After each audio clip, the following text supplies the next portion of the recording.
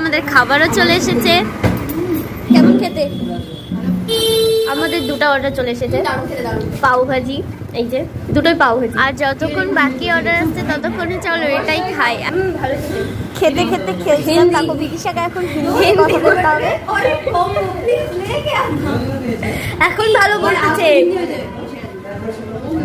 হিন্দি না সংস্কৃত, একই একই একই